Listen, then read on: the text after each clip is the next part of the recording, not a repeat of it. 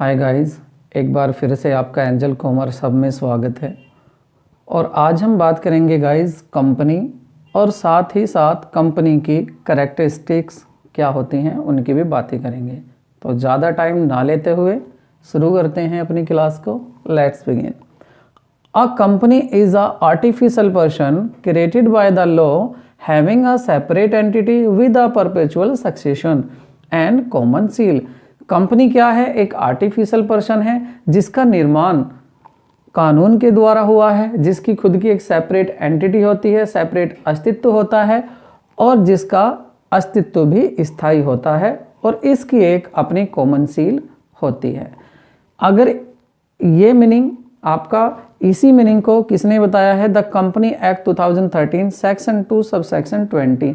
ये भी कंपनी को डिफाइन करता है। ये कंपनी को क्या कहता है कि company means a company incorporated under this act और under any previous company law. ये कह रहा है लॉ कि देखिए कंपनी जो है वो भी कंपनी है जो इस लॉ में कोई इनकॉर्पोरेटेड हुई है, या इससे पहले भी कंपनी के काफ़ी लॉ आए हैं, तो उन लॉ में भी अगर कोई कंपनी इनकॉर्पोरेटेड हुई है तो वो भी क्या है? वो भी कंपनी वैलिड कंपनी कहलाएगी। शर्त यही है कि वो इनकॉर्पोरेटेड हुई हो। दूसरा आगे इसमें क्या है, हमें एक बार दोबारा देख लें तो कंपनी क्या हुई? एक आर्टिफिशियल पर्सन होगा जो किसी कानून के द्वारा ही बनी है और कानून के द्वारा ही उसको वाइंड अप या ख़त्म किया जा सकता है। कंपनी लॉ ने भी यही कहा कि कंपनी लॉ क्या कह रहा है हमका? कौन सा company law? The company act 2013 section 2 subsection 20। तो इसमें यह कहा गया है कि कोई भी वो सब कंपनी हैं जो या तो इस लॉ में इनकॉर्पोरेटेड हुई हैं या इससे पहले भी लॉ आए हैं उनमें इनकॉर्पोरेटेड हुई हैं। इसके बाद हमें क्या देखना है? कैरेक्टरिस्टिक्स देख लेते हैं कि कंपनी की क्या क्या कैरेक्टरिस्टिक्स होती हैं। ये काफ़ी इंपॉर्टेंट होती हैं, तो प्लीज़ इन पर ध्यान जरूर दें आप। देखिए फर्स्ट अगर कैरेक्टरिस्टिक्स की बात करें हम तो वो है आपकी रजिस्टर्ड वॉलेंट्री एसोसिएशन। ये जो कंपनी होती है वो रजिस्टर्ड होती है और वॉलेंट्री होती है इच्छिक, जो इच्छित होती हैं। तो रजिस्टर्ड वॉलेंट्री एसोसिएशन ये व्यक्तियों का एक समूह होता है और वो भी कैसा? इच्छिक समूह होता है। अब यहाँ व्यक्तियों की बात आई है तो ये भी देख लेते हैं साथ ही साथ कि एक कंपनी में मिनिमम कितने पर्सन होने चाहिए और मैक्सिमम कितने पर्सन होने चाहिए। अगर यहाँ पर हम बात करते हैं प्राइवेट कंपनी की तो प्राइवेट में मिनिमम 2 पर्सन होने चाहिए और मैक्सिमम 200 पर्सन होने चाहिए। अगर कंपनी पब्लिक कंपनी की बात की जाए यहाँ पर तो जो पब्लिक कंपनी में उसमें मिनिमम 7 मेंबर होने चाहिए और मैक्सिमम की कोई लिमिट नहीं है। मीन्स कितने भी पर्सन उसमें कितने भी मेंबर्स हो सकते हैं। और जो 1 पर्सन कंपनी होती है वो तो नाम से ही पता चल रहा है कि 1 पर्सन मीन्स एक आदमी वाली कंपनी जिसमें मैक्सिमम या मिनिमम 1 पर्सन होता है। आगे देख लेते हैं artificial legal person.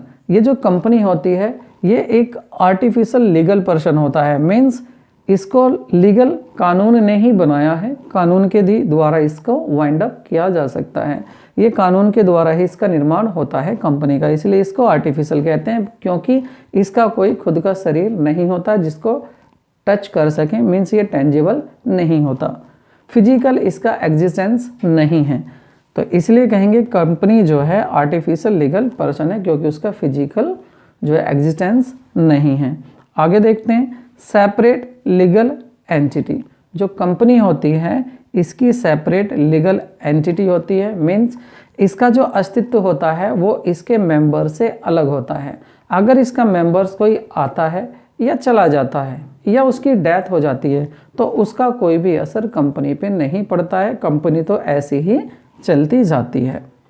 Separate legal entity हो गया। उसके बाद परपेचुअल, दूसरा सेपरेट लीगल एंटिटी। जब इसका सेपरेट लीगल एंटिटी है, ये इसका अस्तित्व ही अलग है, इट मीन्स कि इस पर जो कोर्ट है उसमें केस फाइल किया जा सकता है और कंपनी भी किसी पर्सन पर अपने मेंबर पर केस फाइल कर सकती है क्योंकि कंपनी मेंबर से अलग होती है। यहाँ पर इसकी सेपरेट लीगल एंटिटी है। Perpetual succession. परपेचुअल सक्सेशन स्थायी अस्तित्व होता है कंपनी का। कंपनी जो है हमेशा ही चलती रहती है।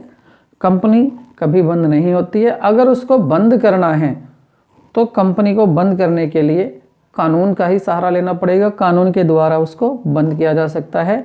लेकिन हमें यहाँ परपेचुअल सक्सेशन में क्या देखना है कि कंपनी का जो स्थायी अस्तित्व होता है, मेंबर आए मेंबर जाए कोई फ़र्क नहीं पड़ना। अगर मेंबर जो डेथ भी हो जाती है मेंबर की, तो उसमें भी जो है कंपनी अपना चलती रहती है। आगे देखते हैं लिमिटेड लाइबिलिटी। जो इसके मेंबर होते हैं, जो कंपनी के मेंबर होते हैं, उनकी लाइबिलिटी जो होती है लिमिटेड होती है। मीन्स उनकी जो जिम्मेदारी है, जितने अमाउंट के लिए उन्होंने गारंटी दी है उस तक ही उनकी जिम्मेदारी होती है, उस तक ही वो लाइबल होते हैं जितने का उनका शेयर है। एक तो ये कि उन्होंने गारंटी कितने की दी है, या दूसरा ये है कि जितने का उनका शेयर है उतने के लिए ही वो कंपनी पर क्या होते हैं, कंपनी के लिए वो उत्तरदायी होते हैं, उससे ज़्यादा उसकी लाइबिलिटी नहीं होती। तो ये लिमिटेड लाइबिलिटी कहती है। नेक्स्ट कैरेक्टरिस्टिक्स देखते हैं। जो मैनेजमेंट है कंपनी का, तो कंपनी का जो मैनेजमेंट है वो कौन करता है, इसके लिए एक जो है जो कंपनी के जो वे हैं आपके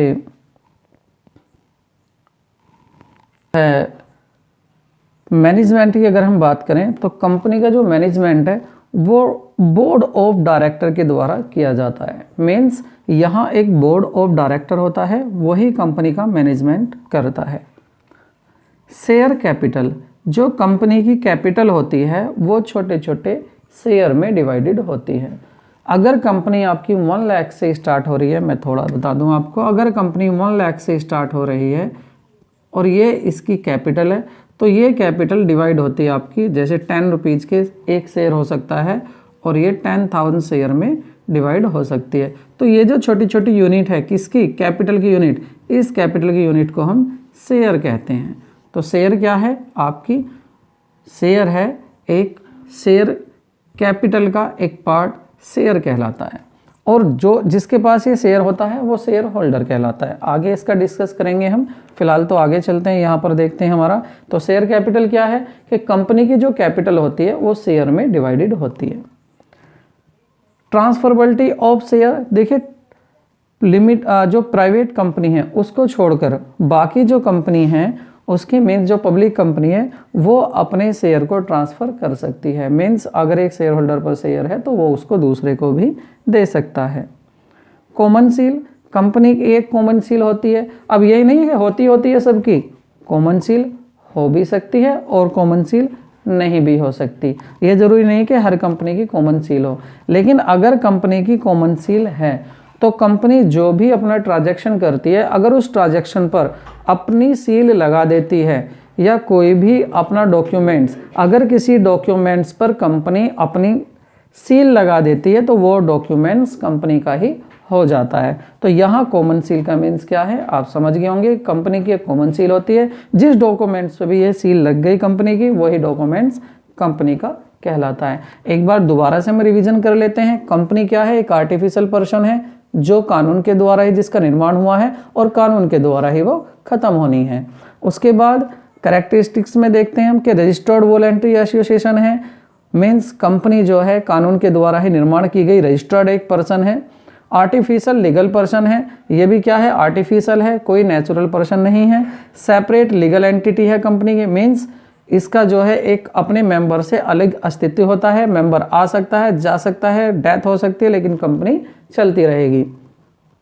परपेचुअल सक्सेशन होता है कि कंपनी का अस्तित्व स्थायी होता है, कंपनी हमेशा चलती रहेगी, मेंबर के आने जाने से इस पर फर्क नहीं पड़ेगा, कोई असर नहीं होगा। मैनेजमेंट जो इसका होता है बोर्ड ऑफ डायरेक्टर होता है। और हाँ, लिमिटेड लाइबिलिटी क्या है कि इसके जो मेंबर होते हैं उनकी लाइबिलिटी लिमिटेड होती है। शेयर कैपिटल, जो कंपनी की कैपिटल होती है वो छोटे छोटे शेयर में डिवाइडेड होती है।